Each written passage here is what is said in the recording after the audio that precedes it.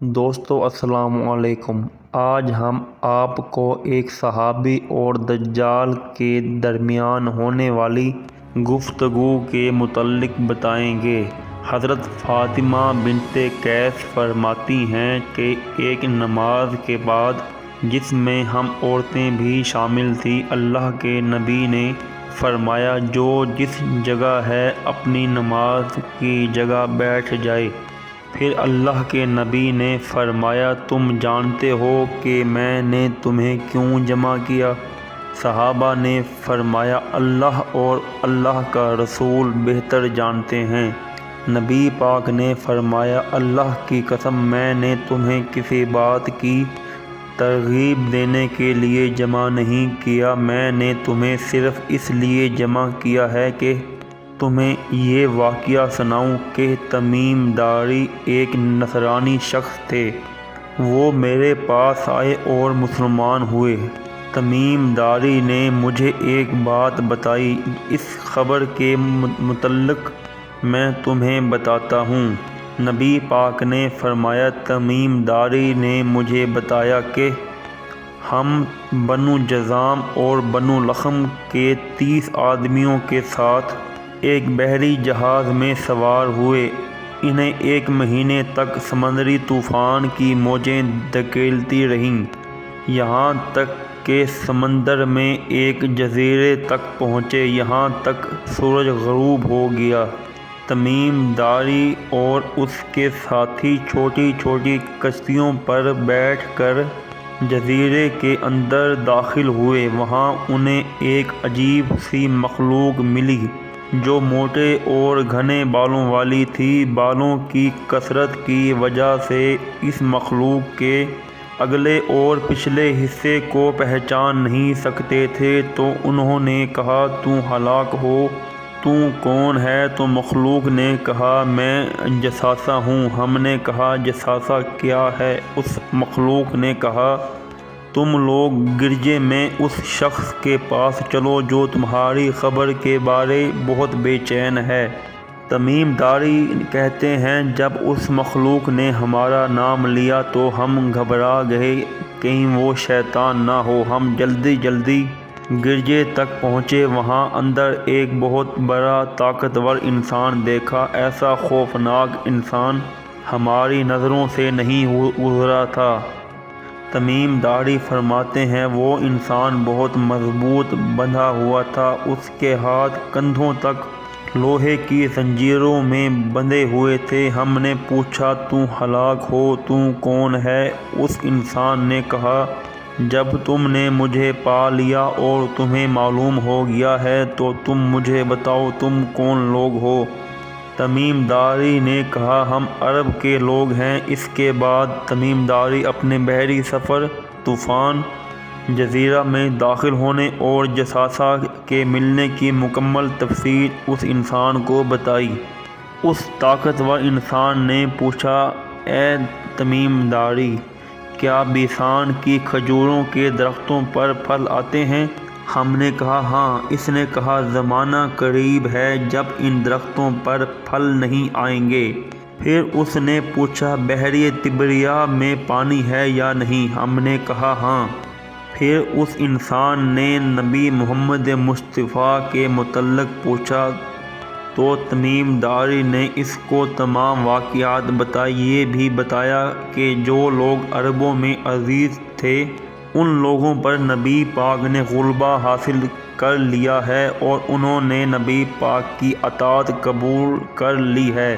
تو اس شخص نے کہا ان لوگوں کے حق میں نبی کی اطاعت قبول کرنا ہی بہتر ہے۔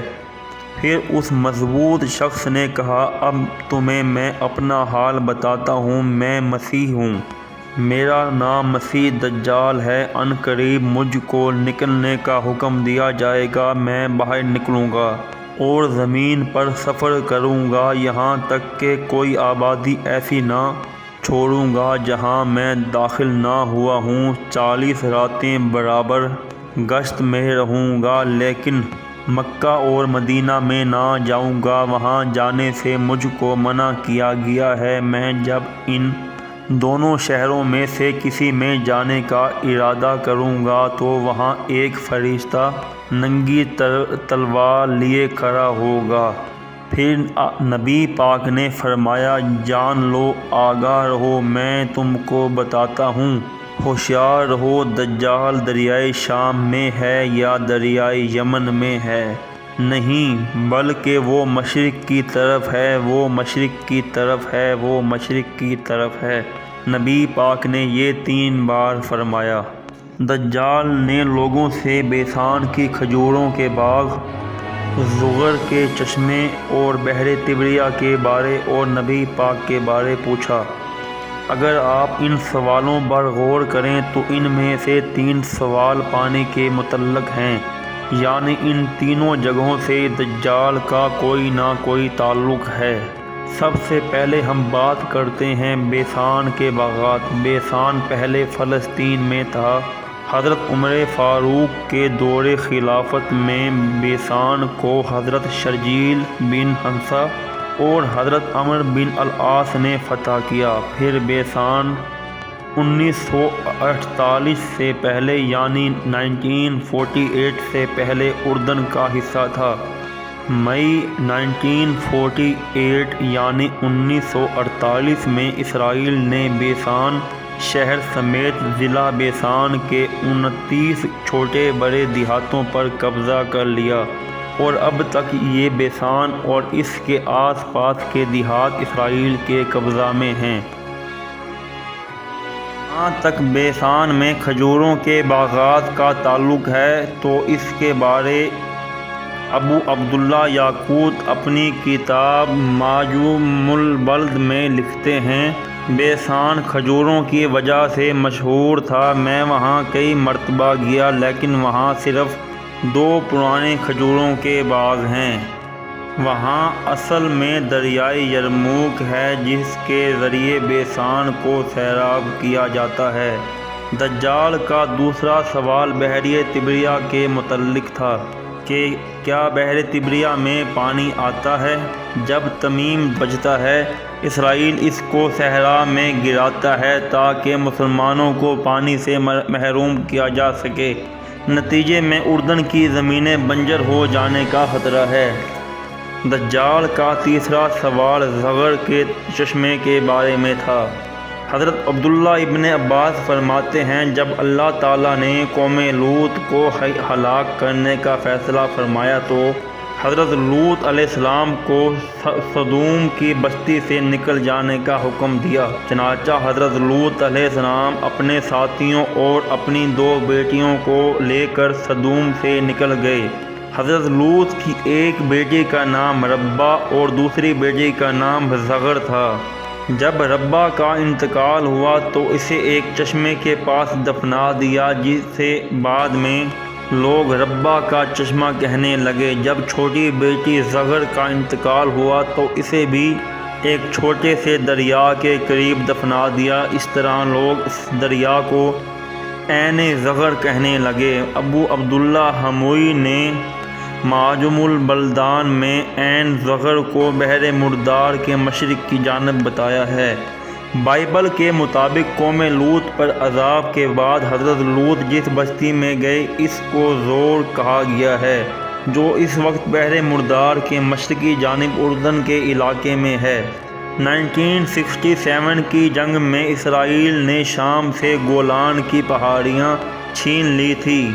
جبل الشیخ یا ہیمن پہاڑ گولان کے پہاڑی سلسلے کی سب سے اونچی چوٹی ہے، جہاں سے ایک طرف سے بیت المقدس اور دوسری جانب سے دمشق بالکل اس کے نیچے نظر آتا ہے۔ جبل شیخ کی اونچائی 9232 فٹ ہے۔ جبل شیخ پر اس وقت لبنان، شام اور اسرائیل کا قبضہ ہے۔ کچھ علاقہ اقوام متحدہ کا غیر فوجی علاقہ ہے۔ پانی کے اعتبار سے جبل الشیخ کھلا علاقہ ہے اور اس طرح جغرافیائی لحاظ سے بھی جبل الشیخ بہت اہم ہے۔